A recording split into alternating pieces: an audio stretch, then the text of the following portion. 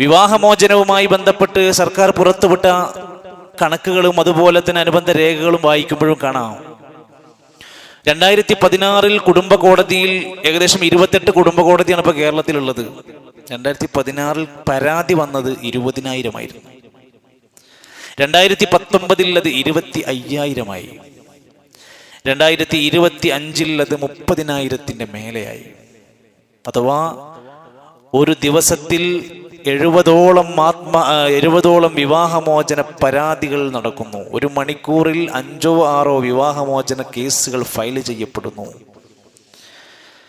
കേരളത്തിൽ 37% വർധനയാണ് രേഖപ്പെടുത്തിയിരിക്കുന്നത്. 2025 കേരളത്തിൽ നടന്നത് 1.10 1,10,000 വിവാഹങ്ങൾ നടന്നു.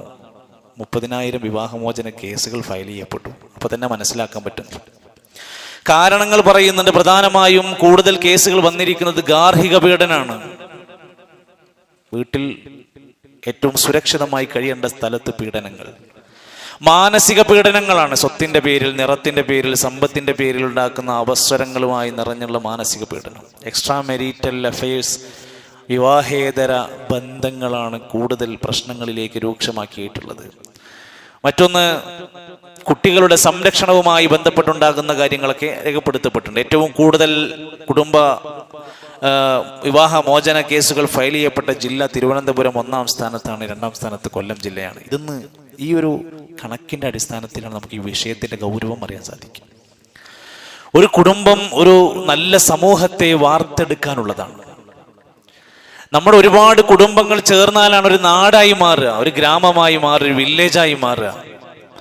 മനുഷ്യൻ ഏറ്റവും കൂടുതൽ ബന്ധപ്പെട്ട് കിടക്കേണ്ടുന്ന ബന്ധമാണ് കുടുംബ ബന്ധം. രക്തബന്ധത്തിലൂടെയും വിവാഹബന്ധത്തിലൂടെയും നമുക്ക് ബന്ധങ്ങൾ ഒരുപാട് പ്രത്യേകതകളുണ്ട്. അതിന് ആ ബന്ധത്തിനൊരു കോട്ടവും സംഭവിക്കാതെ കൊണ്ടുപോകാൻ ഓരോരുത്തരും പ്രത്യേകം ശ്രദ്ധിക്കേണ്ടതുണ്ട്. എന്ത് പറ്റിയാലും അവിടെ വിളിച്ച വരാതിരിക്കാൻ ഓരോരുത്തരും ശ്രദ്ധിക്കേണ്ടതുണ്ട്. സമൂഹത്തിന്റെ നല്ല ഒരു നിലനിൽപ്പിന് പോലും പ്രാധാന്യമുണ്ട്.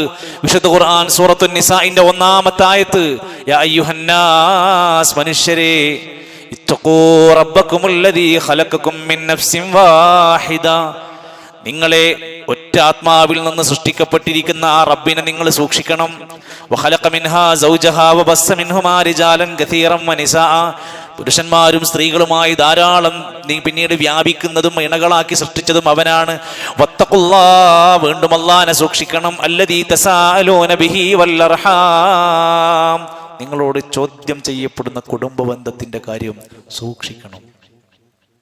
കുടുംബകാര്യം, കുടുംബ ബന്ധം ചോദ്യം ചെയ്യപ്പെടും. അള്ളാഹുവിന്റെ രേഖയിൽ തന്നെ രക്തബന്ധമുള്ള ആളുകളാണ് ഏറ്റവും അടുപ്പക്കാർ. അള്ളാഹിന്റെ രേഖയിൽ ഏറ്റവും അടുപ്പക്കാരാവേണ്ടത് രക്തബന്ധമുള്ളവരാ. സൂറത്തുൽ അൻഫാലിന്റെ 75-ാമത്തെ ആയത്തിൽ ഉലുൽ അർഹാമി ബഅ്ളുഹും ഔലാ ബിബഅദ്, ഉലുൽ അർഹാം, കുടുംബ ബന്ധമുള്ളവരാണ് ഏറ്റവും പ്രാധാന്യമുള്ളവർ. എവിടെ? ഫീ കിതാബില്ലാഹ്, അള്ളാന്റെ കിതാബില്, അള്ളാന്റെ രേഖയില്. അപ്പൊ നമ്മുടെ പലതരം ബന്ധങ്ങൾക്കിടയിൽ കുടുംബ ബന്ധത്തിന്റെ പ്രാധാന്യമാണ് പറഞ്ഞത്. ആ കുടുംബ ബന്ധം ചേർക്കുന്നതിന്റെ നേട്ടങ്ങൾ ഹദീസുകളിൽ കാണാം. ഇമാം മുസ്ലിം ഉദ്ധരിക്കുന്ന 2554-ാമത്തെ ഹദീസിൽ അല്ലാഹു തആല പറയുന്നതായി അവിടെ രേഖപ്പെടുത്തപ്പെട്ടിട്ടുണ്ട്, നിങ്ങൾ ഇഷ്ടപ്പെടുന്നുണ്ടോ ഞാൻ നിങ്ങളുമായി ബന്ധം ചേർക്കണമെന്ന്? എങ്കിൽ നിങ്ങൾ ഞാനുമായി ബന്ധം മുറിക്കുന്നത് നിങ്ങൾ ഇഷ്ടപ്പെടുന്നുണ്ടോ? ഇല്ലല്ലോ. എങ്കിൽ ആ കുടുംബ ബന്ധവുമായി ആര് ബന്ധം ചേർക്കുന്നുവോ അവരുമായി ഞാൻ ബന്ധം ചേർക്കും. കുടുംബ ബന്ധം ആരൊക്കെ മുറിക്കുന്നുണ്ടോ അവരായിട്ട് ഞാൻ ബന്ധം മുറിക്കും. അപ്പൊ ഇത് സാധാരണ നമ്മൾ ഇത്രയൊക്കെ നിസ്കാരവും നോമ്പും ഇബാദത്തൊക്കെ എത്ര ശ്രദ്ധിക്കുന്നത് പടച്ചോർക്ക് ഇഷ്ടപ്പെടാനാണ്. കുടുംബ ബന്ധം മുറിക്കുന്നതോടെ ആ ഒരു ബന്ധത്തിന്റെ കോട്ടം അവിടെ സംഭവിക്കുകയാണ്. ആ ഹദീസ് ഇങ്ങനെ വിശദീകരിച്ച അവസാന റസൂലുള്ളാഹി സ്വല്ലല്ലാഹു അലൈഹി വസല്ലമ പറയാണ്, നിങ്ങൾ ഖുർആനിൽ നിന്ന് ഇതൊന്ന് ഓതി നോക്കൂ. ഫഹല്ലസൈതും മിൻ തവല്ലൈതും മൻ തുഫ്സിദു ഫിൽ അർദ്, നിങ്ങൾ ഭൂമിയിൽ കുഴപ്പമുണ്ടാക്കുന്ന കാര്യത്തെക്കുറിച്ച് ആലോചിക്കുന്നുണ്ടോ? വതുഖത്തിഉ അർഹാമക്കും, കുടുംബ ബന്ധം മുറിക്കുന്നതിനെ പറ്റിയുള്ള ഗൗരവങ്ങൾ നിങ്ങൾ ചിന്തിക്കുന്നുണ്ടോ? അതൊക്കെ ചെയ്താൽ ഉലൈകല്ലദീന ലഅനഹുമുല്ലാഹ്, അല്ലാഹു അവരെ ശപിക്കുന്നതാണ്. പള്ളിയിൽ ഇബാദത്തുണ്ട്, നോമ്പുണ്ട്, നിസ്കാരമുണ്ട്, സക്കാത്തുണ്ട്, കുടുംബക്കാരോട് മുഴുവൻ തമ്മ തെറ്റി നടക്കണോ ഈ വാക്കുകൾക്ക്?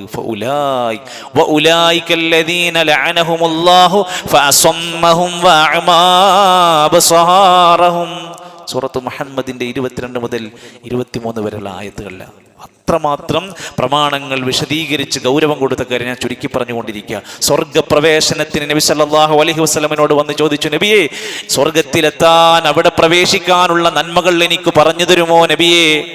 അബൂ അയ്യൂബ് അൻസാരി റളിയല്ലാഹു അൻഹു ചോദിക്കുകയാണ്, നബിതങ്ങൾ പറയുന്നതായി നബിയോട് ചോദിക്കുകയാണ് ഒരാൾ വന്നിട്ട്.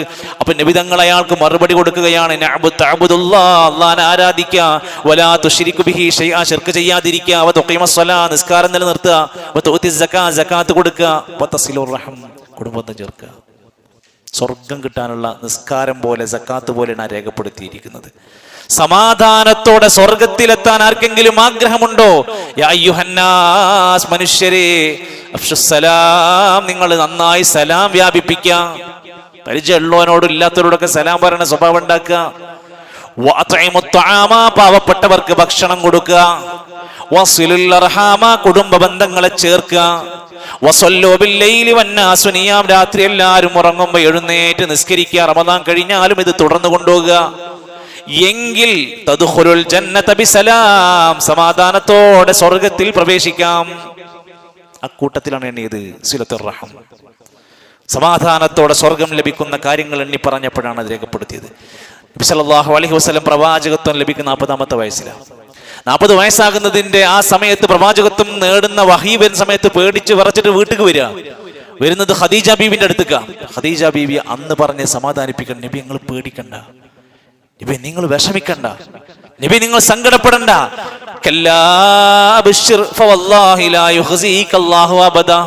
അല്ലാഹു നിങ്ങളെ കൈവിടൂല, നിങ്ങൾ സന്തോഷിച്ചോളൂ. ഇന്നക ലതസിലുർ റഹിം, നിങ്ങൾ കുടുംബ ബന്ധം ചേർക്കുന്നവനാണ്. നബി ആകുന്നതിന്റെ മുമ്പത്തെ സ്വഭാവമാണ് പറയുന്നത്. നിങ്ങൾ കുടുംബ ബന്ധം ചേർക്കും. വതസ്ദുഖുൽ ഹദീസ്, സംസാരിക്കുമ്പോൾ സത്യം പറയും. വതഹ്മിലുൽ കല്ലാ, പ്രയാസപ്പെടുന്നവന്റെ പ്രയാസം ഏറ്റെടുക്കും. വതഖ്രിൽ ലൈഫ, വീട്ടിലേക്ക് വരുന്ന അതിഥികളെ നന്നായി സ്വീകരിക്കും. ഇങ്ങനെയുള്ള ഒരുപാട് ഗുണങ്ങളുള്ളയാളാ. നിങ്ങളെ ഒരിക്കലും അല്ലാഹു സങ്കടപ്പെടുത്തൂല, വിഷമിക്കേണ്ട ഒരു കാര്യവും നിങ്ങൾക്ക് വരൂല. ആ വിഷയത്തിലും അവിടെ എണ്ണി പറഞ്ഞു. പരലോക വിശ്വാസം ഉണ്ട് എന്നുള്ളതിന്റെ അടയാളമാണ് മൻ കാന യുഅ്മിനു ബില്ലാഹി വൽ യൗമിൽ ആഖിർ. പറയില്ലേ, അയാൾക്ക് പഠിച്ചോനെ പേടിയില്ല, അങ്ങനെ പറയേണ്ട കേസാ. അള്ളാനെയും പരലോകത്തിലും വിശ്വാസമുണ്ടെങ്കിൽ ഫല്യസിൽ റഹിമ, അയാൾ കുടുംബ ബന്ധം ചേർക്കട്ടെ. ഇല്ലാത്തവൻ പിന്നെ ഒന്നും ശ്രദ്ധിക്കൂല. ആ ബോധമില്ലാത്തവൻ സഹോദരിമാരെ ശ്രദ്ധിക്കുക. നമ്മുടെ ഒരു വാക്ക്, നമ്മുടെ ഒരു നിലപാട്, നമ്മുടെ ചില വാശികൾ രണ്ട് കുടുംബങ്ങൾക്കിടയിൽ ബന്ധവിച്ഛേദനത്തിന് കാരണമാകുന്ന അവസ്ഥ വരുന്നുണ്ടെങ്കിൽ അതിന്റെ ഉത്തരവാദിത്വം എത്ര വലുതായിരിക്കുമെന്നാണ് സൂചിപ്പിച്ചത്. മാത്രമല്ല അതിന്റെ നേട്ടം ഇരു ലോകത്തും വമ്പിച്ച നേട്ടാണ് കൊടുത്തിരിക്കുന്നത്. നമ്മൾക്ക് ആഗ്രഹിക്കല്ലേ നല്ല ആയുസ് കിട്ടണമെന്ന്, നമ്മൾ ആഗ്രഹിക്കണില്ലേ സമ്പത്തിൽ ബർക്കത്ത് കിട്ടണമെന്ന്, നമ്മൾ ആഗ്രഹിക്കുന്നില്ലേ നല്ല നല്ല മേന്മയുള്ള ജീവിതം കിട്ടണമെന്ന്. റിസ്ഖിൽ വിശാലത ലഭിക്കാൻ ആഗ്രഹിക്കുന്നവരെ, അവർ കുടുംബ ബന്ധം ചേർക്കട്ടെ. സമ്പത്തിൽ അഭിവൃദ്ധി ഉണ്ടാകാൻ, ആയുസ് വർദ്ധിക്കാൻ ആഗ്രഹിക്കുന്നവരുണ്ടോ അവർ കുടുംബ ബന്ധങ്ങൾ നന്നായി ശരിക്ക് ചേർക്കണം. അങ്ങോട്ട് പോയി കാണണം, പിണക്കങ്ങൾ മാറ്റണം, വാശികൾ വിടണം. മറ്റൊരു ഹദീസിൽ നബി സല്ലല്ലാഹു അലൈഹി വസല്ലം പറഞ്ഞത്, നിങ്ങൾ മോശപ്പെട്ട മരണത്തിൽ നിന്ന് രക്ഷപ്പെടണം എന്ന് ആഗ്രഹിക്കുന്നുണ്ടോ കുടുംബ ബന്ധം ചേർത്തോളി. നല്ല മരണം കിട്ടണമെങ്കിൽ കുടുംബ ബന്ധത്തിൽ നല്ല ശ്രദ്ധ ഉണ്ടാവണം. മോശപ്പെട്ട മരണത്തിൽ നിന്ന് രക്ഷപ്പെടണോ, മൻ സറഹു അൻ യമുദ്ദ ലഹു ഫി ഉംരിഹി, ആയുസ് വിശാലമാകാൻ, വയുവസ്സഉ ലഹു ഫി റിസ്ഖിഹി, റിസ്ഖ് വിശാലമാകാൻ, വയുദ്ഫഅ അൻഹു മീതതുസ്സൂ, മോശം മരണത്തിൽ നിന്ന് രക്ഷപ്പെടാൻ ആഗ്രഹിക്കുന്നുണ്ടോ ഫല്യത്തഖില്ലാ, അല്ലാഹനെ സൂക്ഷിക്കണേ. വല്യസിൽ റഹിമ, കുടുംബ ബന്ധം ചേർത്തോളി. നല്ല മരണം ലഭിക്കാൻ ആഗ്രഹിക്കുന്നുണ്ടെങ്കിൽ ഓരോ പ്രശ്നങ്ങളും പ്രയാസങ്ങളും ഒക്കെ സഹിച്ചുകൊണ്ട് ചിലതൊക്കെ വിട്ടുവീഴ്ച ചെയ്ത് കുടുംബ ബന്ധങ്ങളെ ചേർത്ത് മുന്നോട്ട് പോയാലാണ് നമുക്ക് ഈ നേട്ടങ്ങൾ ഉണ്ടാവുക. സന്തോഷമുണ്ടാകുന്ന പെരുന്നാളുകൾക്കും കല്യാണ ദിവസങ്ങളിൽ പോലും പരസ്പരം കുടുംബങ്ങളെ വിച്ഛേദിക്കുന്നവർ ഇന്ന് നമ്മുടെ നാട്ടിലുണ്ട്. കണ്ടാൽ വിളിക്കൂല, അവരെ പ്രോഗ്രാമിന് വിളിക്കൂല, അവരെ ക്ഷണിക്കൂല, അവർ കണ്ടെങ്കിൽ ആ ഭാഗത്തേക്ക് വരൂല എന്നൊക്കെ പറഞ്ഞ് ഒഴിഞ്ഞു നടക്കുന്നവർ. ആരെങ്കിലും ഉണ്ടെങ്കിൽ, കുടുംബ ബന്ധത്തിൽ വിളിച്ചു വരുത്തി തെറ്റിപ്പിണങ്ങി നടക്കുന്നവരുണ്ടെങ്കിൽ നബി സല്ലല്ലാഹു അലൈഹി വസല്ലം പറഞ്ഞു, ഫലാ യുഖ്ബലു അമലു ഖാത്തിഉ റഹ്മിൻ, കുടുംബ ബന്ധം മുറിച്ചവന്റെ അമലുകൾ ആകാശ ലോകത്തേക്ക് ഉയരൂല. ഇത്തികാഫ് വരാൻ പോവുക, അവസാനത്തെ 10 വരാൻ പോവുക. നമ്മൾ ചെയ്യുന്നത് കാര്യത്തിൽപ്പെടണം എന്ന് ആഗ്രഹിക്കുന്നുണ്ടോ? ചെയ്തതിന്റെ അമല് മുകളിലേക്ക് ഉയരണം എന്ന് ആഗ്രഹിക്കുന്നുണ്ടോ? അതിന്റെ മുന്നൊരുക്കാണ് കുടുംബ ബന്ധം വിച്ഛേദിച്ചവന്റെ അമല് പോകൂല. മറ്റൊരു ഹദീസിൽ സ്വർഗത്തിൽ അയാൾ കേറൂല. ലാ യദ്ഖുലുൽ ജന്നത ഖാത്തിഉ റഹ്മിൻ, കുടുംബ ബന്ധം മുറിച്ചവൻ സ്വർഗത്ത് പ്രവേശിക്കൂല. ഒരാൾക്ക് സ്വർഗം തടയാന്ന് പറഞ്ഞത് അത്ര വലിയ ഗൗരവമാകുമ്പോഴാണ്. നിസാര കാരണങ്ങളുടെ പേരിൽ ബന്ധം മുറിക്കുന്ന ആളുകൾ കാലങ്ങളോളം കൊല്ലങ്ങളോളം കണ്ടിട്ട് മിണ്ടാതെ നടക്കുന്നവരൊക്കെ ഉണ്ടെങ്കിൽ ഈ വാക്കുകളൊന്ന് ശ്രദ്ധിച്ചു നോക്കുക. ചേർത്ത് നിർത്തിയാൽ സ്വർഗം കിട്ടും, അകറ്റി നിർത്തിയാൽ നരകം കിട്ടും. ഏതാ വേണ്ടെന്ന് നമ്മൾ ആലോചിക്കുക. അല്പം ചില അസ്വാരസ്യങ്ങളും മറ്റുമൊക്കെ ഉണ്ടാകും. നല്ല ക്ഷമയോടെ അതിനെ കൈകാര്യം ചെയ്യുക, വിട്ടുവീഴ്ച ചെയ്ത് മുന്നോട്ട് പോകുക. ചില പ്രശ്നങ്ങളൊക്കെ ഇങ്ങനെ കേൾക്കുമ്പോൾ കണ്ണടക്കുക, പോട്ടെ എന്ന് വിചാരിക്കുക. അങ്ങനെ അത്രയും രൂപത്തിൽ കൃത്യമായി ഇതിനെ കൊണ്ടുപോകുക. പിണക്കങ്ങളൊക്കെ സ്വാഭാവികമായി രണ്ട് വർത്താനൊക്കെ പറഞ്ഞ് ചെറിയൊരു ദേഷ്യമൊക്കെ വരാം. പക്ഷേ ലാ യഹില്ലു ലിമുഅ്മിനിൻ അയഹ്ജുറഹ ഫൗക സലാസ ലയാൽ, 3 രാത്രിയിൽ കൂടുതൽ ഒരാളും മറ്റൊരാളോട് പിണങ്ങിക്കാൻ പറ്റൂല. സാധാരണ പറ്റൂല, പിന്നെ കുടുംബക്കാർക്ക് എങ്ങനെ പറ്റുക? അതുകൊണ്ട് കുടുംബ ബന്ധത്തിലെ യാതൊരു നിലക്കും വെള്ളിച്ച വരാതെ സൂക്ഷിക്കാൻ ഇത്തരം നിർദ്ദേശങ്ങളും നമ്മൾ പാലിക്കുക. രണ്ടാമത് ഉണർത്താൻ ആഗ്രഹിക്കുന്നത് ദാമ്പത്യ ജീവിതത്തിലേക്കാണ്. നേരത്തെ പറഞ്ഞ കണക്കുകൾ നമ്മളെ ഏറെ അസ്വാരസ്യമാക്കുന്നത് വലിയ ഭീകരമായ കണക്കിന്റെ വർധനവ്.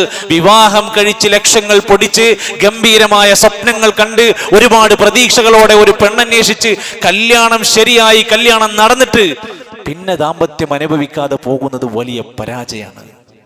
ഒരു മനുഷ്യന്റെ നിസ്കാരം, ആ മനുഷ്യന്റെ ഏത് ഇബാദത്തും മനസ്സറിഞ്ഞ് ചെയ്യാൻ ദാമ്പത്യം മനോഹരാകണം. ഇല്ലെങ്കിൽ ചെയ്യുന്നതിനൊന്നും ഒരു സുഖം ലഭിക്കില്ല. എത്ര ആസ്വാദനങ്ങൾ കയ്യിൽ വന്നാലും ഒരു സുഖകരമായ ആസ്വാദനം അനുഭവിക്കാൻ അദ്ദേഹത്തിന് കഴിയില്ല. ഇതുകൊണ്ടാണ് ഇസ്ലാം പറഞ്ഞിരിക്കുന്നത്, നിങ്ങൾക്ക് വിവാഹത്തിലൂടെ ഇണകളാക്കി തന്നിരിക്കുന്നത് ലിതസ്കുനു ഇലൈഹ, നിങ്ങൾ അവളിലൂടെ സമാധാനം കണ്ടെത്താൻ വേണ്ടിയിട്ടാണ്. ദാമ്പത്യം കല്യാണമൊക്കെ അതിനു വേണ്ടിയിട്ടാണ്. ബന്ധങ്ങളിൽ ഏറ്റവും ഉത്കൃഷ്ടമായ വൈവാഹിക ബന്ധം, ആ ബന്ധം ദാമ്പത്യ ജീവിതം ഒരു നന്മയുടെ വിളനിലമായിട്ടാണ് ഇസ്ലാം കാണുന്നത്. 2 കുടുംബങ്ങളെ ഒന്നിപ്പിക്കുകയാണ്, 2 കുടുംബങ്ങളെ ഒന്നാക്കി മാറ്റുകയാണ്. പുതിയ ഒരുപാട് തലമുറക്ക് ജന്മം കൊടുക്കേണ്ടുന്നവരാണ് ആ ദാമ്പത്യത്തിലൂടെ. അതുകൊണ്ടാണ് അല്ലാഹു തആല അതിനെക്കുറിച്ച് വിശദീകരിച്ചപ്പോൾ അത് അള്ളാന്റെ അത്ഭുതമായ ദൃഷ്ടാന്തമാണ്. വമിൻ ആയാതിഹി അൻ ഖലഖ ലക്കും മിൻ അൻഫുസികും അസ്വാജ, നിങ്ങളെ ഇണകളാക്കി സൃഷ്ടിച്ചത് അള്ളാന്റെ അപാരമായ ദൃഷ്ടാന്തമാണ്. നിങ്ങൾ വായിച്ചു നോക്ക് സൂറത്തുൻ നബഅ, 10 ദൃഷ്ടാന്തങ്ങൾ എണ്ണി പറഞ്ഞു. പർവ്വതത്തെക്കുറിച്ച്, രാത്രിയെക്കുറിച്ച്, പകലിനെക്കുറിച്ച്. അങ്ങനെ പറഞ്ഞപ്പോൾ വഖലഖനാകും അസ്വാജ, നിങ്ങളെ ഇണകളാക്കി സൃഷ്ടിച്ചത് അള്ളാന്റെ അത്ഭുതകരമായ ദൃഷ്ടാന്തമാണ്. ഒരാണിന്റെ ശരീരത്തിന് പറ്റുന്ന അവസ്ഥയിൽ പെണ്ണ്, ഒരാണിന്റെ മനസ്സിനെ പാകപ്പെടുന്ന രൂപത്തിൽ പെണ്ണിനൊരു മനസ്സ്. ഒരു വിശാലമായ നല്ല ലക്ഷ്യത്തോടെയാണ് അല്ലാഹു തആല ഈ ദാമ്പത്യത്തിന്റെ വേണ്ടുന്ന ഒരുക്കങ്ങൾ ചെയ്തു വെച്ചത് എന്നും ഇസ്ലാം അതുകൊണ്ട് തന്നെ സന്യാസത്തെയും വിവാഹേതര ബന്ധങ്ങളെയും ശക്തമായി എതിർത്തു.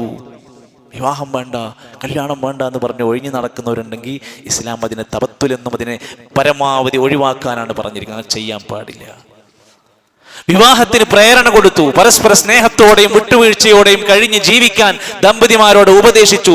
നന്നായി പൊറുക്കാനും സഹിക്കാനും ആവശ്യപ്പെട്ടു. നിസ്സാര കാരണങ്ങളുടെ പേരിൽ ബന്ധം മുറിച്ച് ദാമ്പത്യം അവസാനിപ്പിക്കരുതെന്ന് ഓർമ്മപ്പെടുത്തി.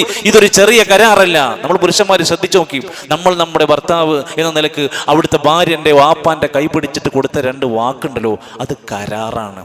വാഖദിന മിൻകും മീസാഖൻ ഗലീള, ശക്തമായ കരാറാണ്. ഞാൻ നിങ്ങൾ നോക്കണേനെ ഉഷാറായി നോക്കും, നിങ്ങളെ മോളെ ഞാൻ സംരക്ഷിക്കുന്നുള്ള ഗ്യാരണ്ടിയാണ് ആ വാക്ക്. അത് ലംഘിക്കരുത്. അത് വലിയ ഉത്തരവാദിത്തമായി കൊടുത്തിരിക്കുന്നത്. അങ്ങനെ വൈവാഹിക ജീവിതം മികച്ച സന്തോഷകരമായി മുന്നോട്ട് പോകാൻ ആഗ്രഹിക്കുന്നവരാണ് നമ്മളെങ്കിൽ ആദ്യമായി ശ്രദ്ധിക്കേണ്ടത്, ഇണകൾ എന്ന നിലക്ക് നമ്മുടെ രഹസ്യങ്ങൾ പരസ്യമാകാൻ പാടില്ല.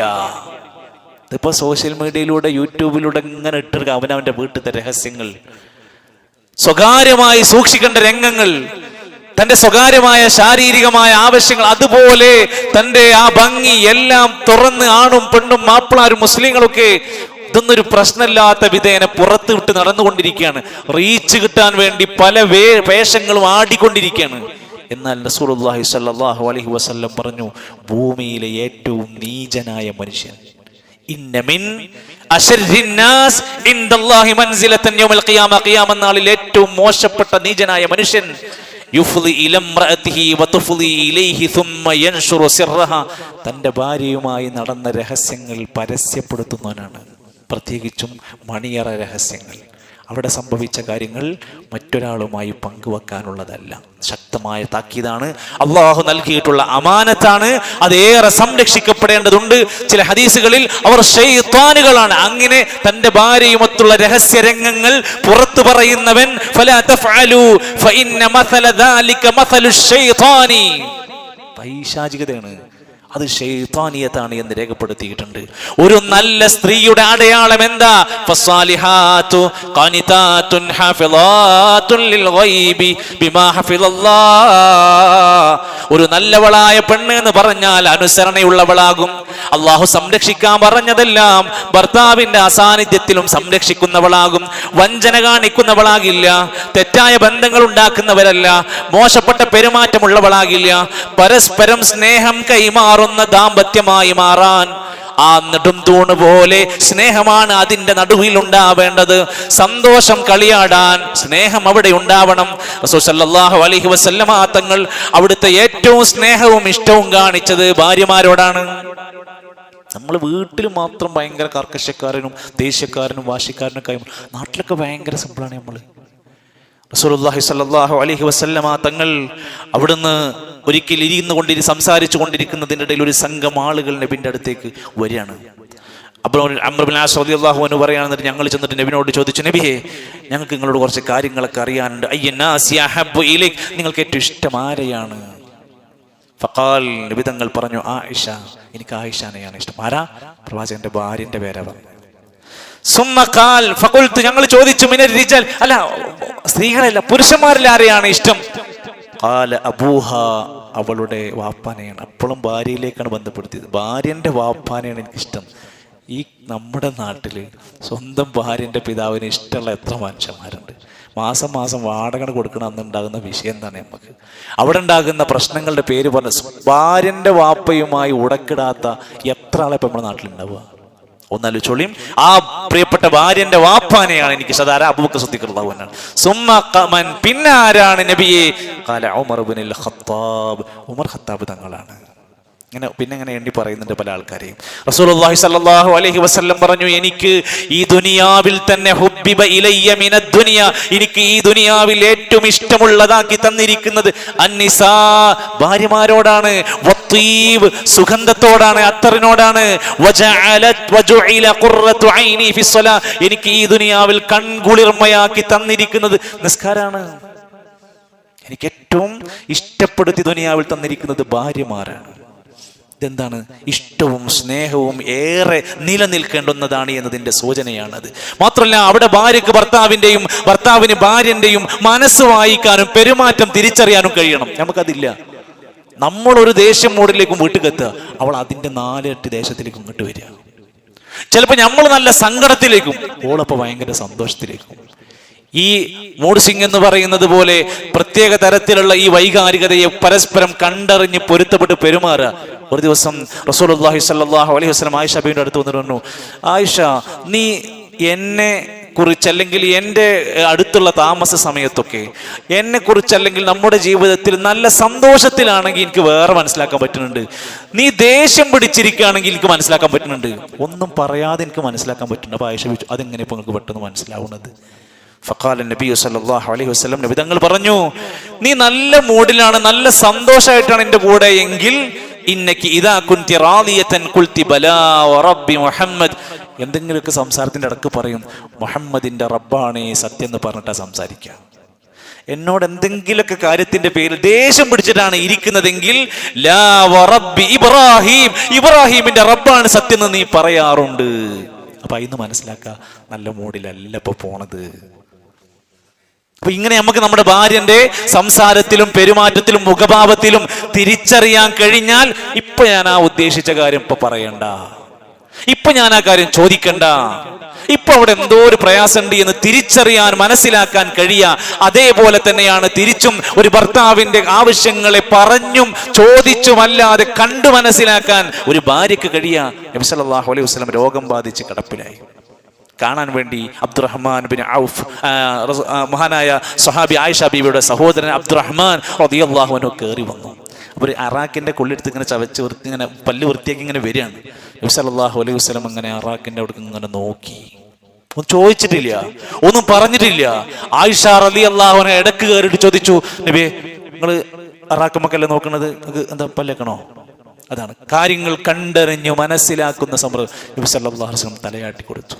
ആയിഷ ബീവി ആ അറാക്കിന്റെ കൊള്ളി മേടിച്ചൊന്ന് സോഫ്റ്റാക്കി കടിച്ച് സോഫ്റ്റാക്കിയിട്ട് നബിന്റെ പല്ലും വെച്ച് തെച്ചുകൊടുത്തു. ആയിഷ റളിയല്ലാഹു അൻഹ പറയുന്നുണ്ട്, എൻ്റെ ഉമിനീരും നബിന്റെ ഉമിനീരുമാണ് ലാസ്റ്റ് കൂടിക്കലർന്നത്, മറ്റു ഭാര്യമാരൊക്കെ ഉണ്ടായിരുന്നുവെങ്കിലും എന്നൊക്കെ പറയുന്ന ചരിത്രം. അതവിടെ ആ സാഹചര്യത്തെ മനസ്സിലാക്കാൻ ഒരു ഭാര്യ എന്ന നിലക്ക് കഴിയുക എന്നത് പ്രധാനമാണ്. ഒരു ഭർത്താവ് എന്തെല്ലാം ജോലിയും തിരക്കും പ്രശ്നങ്ങളും സങ്കീർണതകളും കഴിഞ്ഞു വരുമ്പോൾ, സാമ്പത്തിക ഞെരുക്കങ്ങൾ, ജോലിയിലെ തകർച്ചകൾ, കച്ചവട രംഗത്തുണ്ടാകുന്ന ബുദ്ധിമുട്ടുകൾ, റോഡിലെ ട്രാഫിക് പ്രശ്നങ്ങൾ, വെയിലും ചൂടും മഴയും എല്ലാം സഹിച്ച് വീട്ടിൽ വരുമ്പോൾ ആ മനുഷ്യന്റെ പ്രയാസം എന്താണെന്ന് മുഖത്ത് നോക്കി മനസ്സിലാക്കാൻ കഴിയുന്ന ഭാര്യമാരുണ്ടെങ്കിൽ സ്നേഹവും ദാമ്പത്യവും ഏറെ അവിടെ നമുക്ക് പറഞ്ഞറിയിക്കാൻ കഴിയാത്തൊരു ബന്ധത്തിലേക്ക് എത്തിക്കും. മറ്റൊന്ന് സ്വഹാബത്ത് പറയാറുള്ളത്, അണിഞ്ഞൊരുങ്ങുന്ന സമ്പ്രദായം ഉണ്ടാവണം. ഭാര്യ അണിഞ്ഞൊരുങ്ങണ എന്താ അഭിപ്രായം? നല്ലതാണ്. ഭർത്താവ് അണിഞ്ഞൊരുങ്ങണം. അണിഞ്ഞൊരുങ്ങുക എന്ന് പറഞ്ഞാൽ എന്താ? വൃത്തിയുള്ളവനാകുക, വിയർപ്പും ദുർഗന്ധങ്ങളും ഇല്ലാത്ത അവസ്ഥ ഉണ്ടാവുക, വടിച്ചു കളയേണ്ട ക്ലീൻ ആക്കേണ്ട ഗുഹ്യരോമങ്ങളും മറ്റൊക്കെ സമയമാകുമ്പോൾ വെട്ടിമാറ്റുക. അതുപോലെ തന്നെ മുടി, മീശ, താടി രോമങ്ങൾ വൃത്തിയാക്കുക. നഖം വെട്ടേണ്ട സമയമായി നഖം വെട്ടുക. വിയർത്ത് കുളിച്ച് ആ ദുർഗന്ധത്തോടെ ബെഡ്റൂമിൽ ഉണ്ടാകരുത്. ഭാര്യയും അതേപോലെ തന്നെ ഒരാൾ വരുന്നുണ്ടെന്നും ഇനി ഒരു ജീവിതത്തിന്റെ ഒരു പ്രധാനപ്പെട്ട ഭാഗം എന്ന നിലക്ക് രാത്രിയിലുള്ള ഉറക്കവും താമസവും ഒരു വലിയ ഗാംഭീര്യം നിറഞ്ഞ അവസ്ഥയിലേക്ക് വരേണ്ടതുണ്ട്. അപ്പോ ഇബ്നു അബ്ബാസ് റളിയല്ലാഹു അൻഹു പറയാണ്, ഞങ്ങളുടെ ഭാര്യമാരുടെ അടുത്തേക്ക് പോയി, ഇന്നി ഉഹിബ്ബു അൻ അതസയ്യന ലിൽ മർഅതി, ഞാൻ എൻ്റെ ഭാര്യക്ക് വേണ്ടി ഒരുങ്ങാൻ ഇഷ്ടപ്പെടുന്നു. കമാ ഉഹിബ്ബു അൻ തൻസീന ലി, എനിക്ക് വേണ്ടി അവൾ ഒരുങ്ങുന്ന പോലെ ഞാനും അവൾക്ക് വേണ്ടി ഒരുങ്ങാറുണ്ട്. അവൾക്കൊന്നും ഡ്രസ്സില്ല, പെർഫ്യൂംസ് ഇല്ല, കോസ്റ്റ്യൂംസ് ഇല്ല. അവർക്കുള്ളത് വെച്ച് അവർ ഒരുങ്ങാൻ ശ്രമിക്കാറുണ്ടായിരുന്നു. സൂറത്തുൽ ബഖറയിലെ 228 ആയത്തിന്റെ വിശദീകരണത്തിലാണ് കൊടുത്തത്, നബിതങ്ങൾ വീട്ടിലേക്ക് എത്തിയ ഫസ്റ്റ് പല്ല് വൃത്തിയാക്കുന്നു. അവിടുന്ന് പിന്നെ സംസാരം ഉണ്ടാവില്ലേ, അവിടുന്ന് ബാക്കി ഉണ്ടാവില്ലേ. അതുകൊണ്ട് വായൊക്കെ വൃത്തിയാക്കുമായിരുന്നു. ദുർഗന്ധം പേറി സിഗരറ്റിന്റെ അല്ലെങ്കിൽ ഹാൻസിന്റെ, പാമ്പരാക്കിന്റെ, പുകവലിയുടെ മറ്റ് സാധനങ്ങളൊക്കെ കഴിച്ചതിന്റെ ദുർഗന്ധവുമായി കൊണ്ട് ഇണയുടെ അടുത്ത് പോകുന്നത് തന്നെ ക്രൂരതയാണ് എന്ന് മനസ്സിലാക്കുക. നല്ല വൃത്തിയായി നടക്കുന്ന അല്ലാഹ്ക്ക് ഇഷ്ടമാണ്. ഇന്നല്ലാഹ ജമീൽ യുഹിബ്ബുൽ ജമാൽ.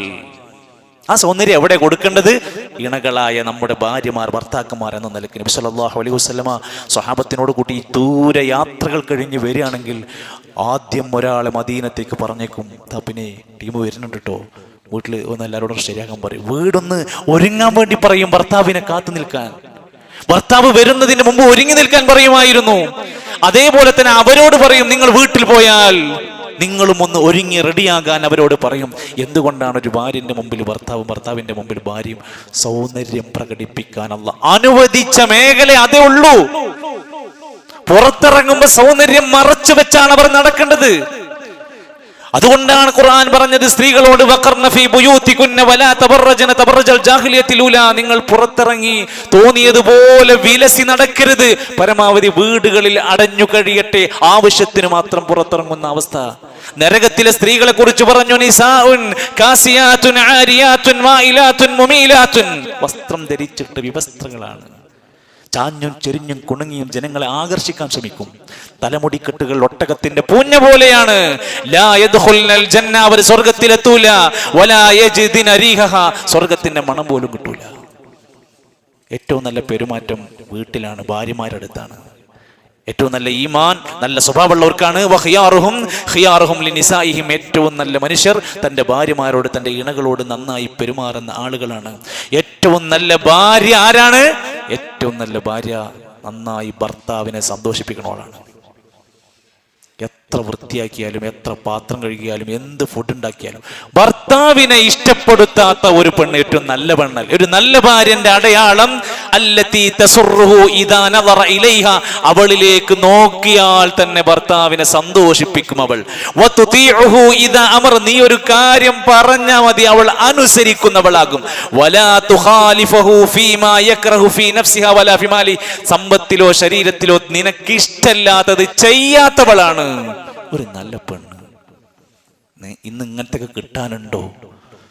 നമ്മുടെ ഇഷ്ടം മനസ്സിലാക്കി പ്രവർത്തിക്കുന്നവരായി മാറുന്നുണ്ടോ?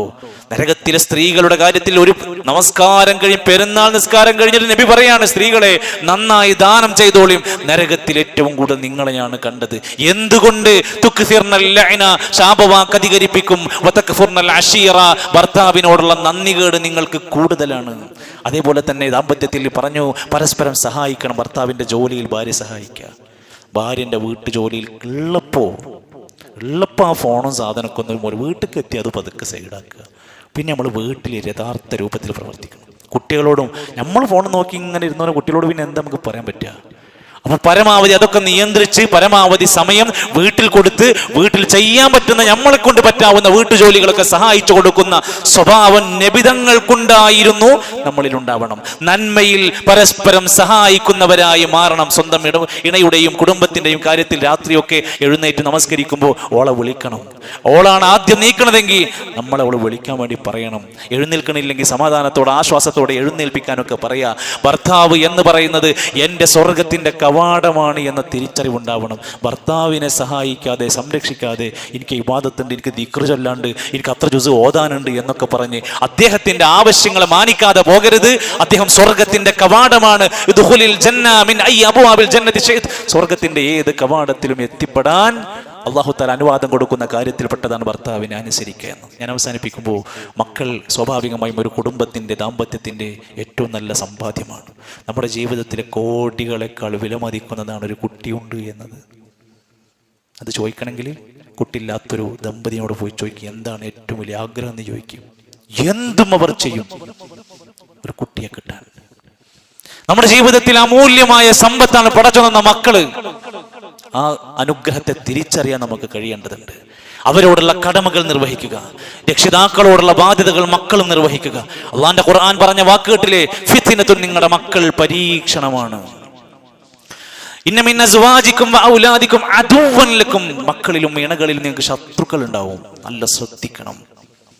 മക്കൾ നേരാവണമെങ്കിൽ എന്താ ചെയ്യേണ്ടത്? ഒറ്റ വാക്ക് പറഞ്ഞു പോകുക, നല്ല ഭാര്യയെ തിരഞ്ഞെടുക്കുക. ദീനുള്ള നല്ല ഭാര്യയെ തിരഞ്ഞെടുക്കുക, നല്ല കുട്ടികൾ ഉണ്ടാവാനുള്ള മാർഗ്ഗം പറഞ്ഞത്. അബുൽ അസദ് ദുവലി പറയുന്നുണ്ട് മക്കളോട്, മക്കളെ നിങ്ങളൊക്കെ ജനിക്കുന്നതിന്റെ മുമ്പ് ഞാൻ നിങ്ങൾക്ക് പുണ്യം ചെയ്തിട്ടുണ്ട്. മക്കൾ വെച്ച്, എന്ത് വാപ്പാങ്ങൾ ചെയ്തത്? നിങ്ങൾക്ക് നല്ലൊരു ഉമ്മാനെ ഞാൻ തന്നത്. നമ്മുടെ ചാൻസ് ആണത്. അതേപോലെ തന്നെ ദീനുള്ളവരെ തിരഞ്ഞെടുക്കുക എന്ന് പറഞ്ഞത്. രണ്ടാമത് ചെയ്യേണ്ടത് ദുആ ചെയ്യലാണ്. നല്ല മക്കളെ കിട്ടാൻ വേണ്ടി പ്രാർത്ഥിക്കണം. കല്യാണം കഴിഞ്ഞവരൊക്കെ ഉണ്ടെങ്കിൽ, ഇപ്പൊ കഴിയാത്തവരുണ്ടെങ്കിലും അവർക്കൊക്കെ പ്രാർത്ഥിക്കാം. റബ്ബി ഹബ്ലി മിനസ് സ്വാലിഹീൻ പോലെയുള്ള പ്രാർത്ഥനകൾ ഉണ്ടാക്കുക. 3, നല്ല പേരുകൾ വിളിക്കുക. പേര് തന്നെ ഏറ്റവും നല്ല അർത്ഥഗാംഭീര്യമുള്ളത്. മോശപ്പെട്ട എന്തെങ്കിലും പേരുകൾ വന്നു പോയിട്ടുണ്ടെങ്കിൽ വേഗം പോയി തിരുത്തി കളയുക. ചരിത്ര സംഭവങ്ങളിലൊന്നും ഞാൻ വിശദീകരിക്കുന്നില്ല. 4, നല്ല സമ്പാദ്യം ഭക്ഷിപ്പിക്കുക. കുട്ടികൾക്ക് ഹറാമ് തീറ്റിപ്പിക്കരുത്. കുട്ടി നന്നാവണോ? കുറെ വലുതായിട്ട് മോശമായിട്ട് പിന്നെന്തെങ്കിലും പറഞ്ഞ കാര്യമില്ല. കുട്ടിക്ക് ജന്മനാൽ തന്നെ കൊടുക്കുന്ന ഭക്ഷണം ഹലാലാവുക. സ്വർഗത്തിന്റെ ആ കാര്യം, പ്രവേശനം സാധ്യമാകുന്ന വിഷയത്തിലൊക്കെ പറഞ്ഞ വാക്കുകൾക്കൊക്കെ സലഫുകൾ പറയും, ഇത്തക്കില്ല, നിങ്ങൾ അല്ലാഹുവിനെ സൂക്ഷിക്കണം പ്രിയപ്പെട്ട ഭർത്താക്കന്മാരെ. വലാ തുത്ഇംനാ മിൻ ഹറാം, ഞങ്ങളെ ഹറാമ് തീറ്റിപ്പിക്കൽ, നിങ്ങൾ നരകം ഞങ്ങൾക്ക് സഹിക്കാൻ പറ്റുക. 5-ാമത്തേത്, നല്ല നല്ല ഉപദേശങ്ങൾ മക്കൾക്ക് നൽകുക. ഇസ്മായിൽ നബി അലൈഹിസ്സലാം കൊടുത്ത പോലെ, ലുക്മാനുൽ ഹക്കീം തന്റെ മക്കൾക്ക് കൊടുത്ത പോലെ, ഒരു വാപ്പ ഒരു ഉമ്മ എന്ന നിലക്ക് നമ്മളാണ് ഏറ്റവും കൂടുതൽ നമ്മുടെ കുട്ടിക്ക് ഉപദേശ നിർദ്ദേശങ്ങൾ സമയബന്ധിതമായി കൊടുക്കേണ്ടത്. 6, നല്ല ശീലങ്ങൾ കൽപ്പിക്കുക. ദുശീലങ്ങൾ കാണും അത് തിരുത്തി കൊടുക്കുക. അഹ്മദ് ബിൻ ഹംബൽ റഹ്മത്തുള്ളാഹി അലൈഹി മക്കളെ രാത്രിയിൽ എഴുന്നേറ്റ് നിസ്കാരം ശീലിപ്പിക്കുമായിരുന്നു. ഖിയാമുൽ ലൈൽ. നല്ല ശീലം വളർത്തല. ദാനശീലം വളർത്താം. പരീക്ഷയ്ക്ക് സ്കൂളിലെ ഫീസ് കൊടുക്കുമ്പോൾ ഓൻ്റെ കൈ കൊടുത്തിട്ട് കൊടുക്കുക. അപ്പോൾ ഇങ്ങനെ അറിയണം, ഇങ്ങനെ എണ്ണുമ്പോൾ അതിൻ്റെ വില. നാട്ടിലൊരു യാചകൻ, ഒരു പ്രയാസപ്പെട്ട മിസ്കീൻ ഇങ്ങനെ വരുമ്പോൾ കുട്ടീനെ കൊണ്ട് ഇങ്ങനെ കൊടുപ്പിക്കും. ഓൻ പതുക്കെ ശീലം വളരട്ടെ. പള്ളിയിലത്തെ വരിസംഖ്യ ഇങ്ങനെ കൊടുക്കുമ്പോൾ മോനോട്, ഗൾഫിൽ ജോലിയുള്ള മോനോട് പറയും, മോനെ ഞാൻ ഈ മാസത്തെ പൈസ കൊടുത്തിട്ടുണ്ടോ പള്ളിയിലത്തെ? എന്തിനാ? അല്ലെന്നപ്പം എൻ്റെ പേര് പറഞ്ഞു, അല്ല ഞാൻ മരിച്ചാലും പട കുട്ടിയെ നോക്കണം കേട്ടോ, അതിന് വേണ്ടിയിട്ട് പറഞ്ഞാണ്. അങ്ങനെ ശീലങ്ങൾ ഇങ്ങനെ കൊണ്ടു കൊടുക്കണം. നമ്മൾ 7 മക്കൾക്കിടയിൽ നീതി കാണിക്കണം. ഒരു കുട്ടിനോട് ഒരു പ്രത്യേക സ്നേഹം, മറ്റേ കുട്ടിനോട് വേറെ 2 നമ്പർ, ഒരു കുട്ടിക്കിടെ മാത്രമായിട്ട് ചിലൊരു പ്രത്യേക പ്രൊട്ടക്ഷൻ. ഇത്തഖുല്ലാ, അല്ലാഹനെ സൂക്ഷിക്കണേ. വഅദിലു ബൈന ഔലാദിക്കും, കുട്ടികൾക്കിടയിൽ നീതി കാണിക്കണം, വേർതിരിവ് കാണിക്കരുത്. ഇത് ആണ് പെണ്ണ് വ്യത്യാസമല്ല. മക്കളാണോ എല്ലാവരോടും നീതി കാണിക്കാൻ വേണ്ടി ശ്രദ്ധിക്കുക. മക്കൾക്കിടയിൽ നീതി കാണിക്കുന്ന വിഷയത്തിൽ വലിയ സൂക്ഷ്മത കാണിക്കുക. നിരന്തരം മക്കൾക്ക് വേണ്ടി ദുആ ചെയ്യുക. റബ്ബി ജഅൽനി മുഖീമസ്സലാ വമിൻ ദുർരിയതി പോലെ വഅസ്ലിഹ് ലീ ഫീ ദുർരിയതി ഇന്നി തുബ്തു ഇലൈക വഇന്നി മിനൽ മുസ്ലിമീൻ പോലെയുള്ള പ്രാർത്ഥനകൾ നമ്മൾ പഠിച്ചാൽ നമുക്ക് മനസ്സിലാക്കാൻ സാധിക്കും. പെൺകുട്ടികൾ ഉണ്ടെങ്കിൽ അവരെ പ്രത്യേകം കെയർ ചെയ്യുക. അത് അനീതിൻ്റെ ഭാഗമായിട്ടല്ല. ഒരു ഹദീസിൽ പറഞ്ഞു, നിങ്ങൾക്ക് പെൺകുട്ടികൾ 3 പെൺകുട്ടികൾ ഉണ്ടായിട്ട് ഫസബറ അലൈഹിന്ന, അവർക്കുണ്ടാകുന്ന പ്രയാസങ്ങളെല്ലാം നിങ്ങൾ ക്ഷമിച്ചാൽ, വഅതഅമഹുന്ന, അവർക്ക് നന്നായി ഭക്ഷണം കൊടുത്താൽ, വസഖാഹുന്ന, അവർക്ക് വെള്ളം കൊടുത്താൽ, വകസാഹുന്ന, അവർക്ക് നല്ല വസ്ത്രം കൊടുത്താൽ, കുന്ന ലഹു ഹിജാബൻ മിനൻ നാർ യൗമൽ ഖിയാമ, ഖിയാമത്ത് നാളിൽ നിങ്ങൾക്കുള്ള മറയാണ്, നരകത്തു നിന്നുള്ള മറയാണ് നിങ്ങളുടെ പെൺകുട്ടികളെ സംരക്ഷിച്ചാൽ. പെമ്മക്കളുള്ള വാപ്പാരുമാര് സന്തോഷത്തോടെ നമുക്ക് നരകത്തുനിന്ന് മോചനം കിട്ടാനുള്ള മറയാണ് അവരെങ്കിൽ ആ രൂപത്തിൽ അവരെ വളർത്താൻ കയറൂരി വിടാതിരിക്കുക, സോഷ്യൽ മീഡിയ നിയന്ത്രിക്കുക, നിരന്തരമായി നല്ല സ്നേഹം കൊടുക്കുക, നന്നായി സംസാരിക്കുക, അടുത്തിടപഴകി ക്ലിയറായിട്ട് അവരുടെ മുമ്പിൽ ഓപ്പണായി സംസാരിക്കാൻ നമുക്ക് കഴിയുക. അല്ലാഹു സുബ്ഹാനഹു വ തആല എല്ലാം പറഞ്ഞിട്ട് അവസാനം പറയുന്നുണ്ട്, മക്കളെയും കുടുംബത്തിൻ്റെയും ഭാര്യൻ്റെയും പേര് പറഞ്ഞിട്ട് നിങ്ങൾ പരലോകം കളയരുത്. യാ അയ്യുഹല്ലദീന ആമനൂ ലാ തുൽഹികും അംവാലുകും വലാ ഔലാദുക്കും അൻ ദിക്രില്ലാഹ്. അല്ലാഹനെ സ്മരിക്കുന്നതിൽ തടസ്സമുണ്ടാവരുത്, പരലോകത്തെ വിഷയത്തിൽ അശ്രദ്ധരാവരുത്, മക്കളുടെ പേരിൽ സമ്പത്തിന്റെ പേര് പറഞ്ഞുകൊണ്ട് ഇതൊന്നും നിങ്ങൾ വിട്ടുകളയരുത്. ഇതൊക്കെ ഓർമ്മയുണ്ടാവണം. എന്ത് കാണുമ്പോഴും ദിക്ർ ചൊല്ലുക എന്ന് പറഞ്ഞാൽ എന്താ? ഓരോ സന്ദർഭത്തിനും ഇൻഷാ അല്ലാഹ് പറയുന്നിടത്ത് ഇൻഷാ അല്ലാഹ് പറയാം, മാഷാ അല്ലാഹ് പറയേണ്ടടുത്ത് അത് പറയാം, ബാറക്കല്ലാഹ് പറയേണ്ടടുത്ത് അത് പറയാം, സുബ്ഹാനല്ലാഹ് പറയേണ്ടടുത്ത് അത് പറയാം, അല്ലാഹു അക്ബർ പറയേണ്ടടുത്ത് അത് പറയാം. അള്ളാഹുവിനെ സ്മരിക്കുന്ന ഓരോ സാഹചര്യങ്ങളും അത് ഉപയോഗപ്പെടുത്തുക. മരിച്ചാൽ പരലോകത്ത് എത്തുമ്പോൾ ഒരാളുടെയും സഹായമില്ലാത്ത പരലോക കോടതിയിൽ നമുക്കെതിരെ നമ്മുടെ മക്കൾ കാരണം പറയാതിരിക്കാൻ വേണ്ടി ശ്രദ്ധിക്കുക. ഇയാൾ കാരണം കൊണ്ടാണ് ഞങ്ങൾ പിഴച്ചുപോയത്, ഞങ്ങളുടെ കാലിൻ്റെ ചുവട്ടിലൊന്ന് കൊണ്ടുവന്ന് തരുമോ, ഞങ്ങൾക്ക് അദ്ദേഹത്തെ ചവിട്ടിത്താഴ്ത്താനാന്ന് പറയുന്ന ഒരു ആയത്തുണ്ട്. നമ്മൾ ശ്രദ്ധിക്കാത്തത് കൊണ്ട് നശിച്ചുപോയ എത്രയോ മക്കൾ. അത് ശ്രദ്ധിക്കുക. അള്ളാഹുവിൻ്റെ ദീന് നമ്മളെ ഏൽപ്പിച്ചിരിക്കുന്ന ദൗത്യമാണ് എന്ന് മനസ്സിലാക്കുക. അള്ളാഹു സുബ്ഹാനഹു വ തആല ഒരുപാട് നല്ല അനുഗ്രഹീതമായ നിമിഷങ്ങളും സന്തോഷവും നമ്മുടെ കുടുംബങ്ങളിൽ അള്ളാഹു വർദ്ധിപ്പിച്ച് നൽകുമാറാകട്ടെ.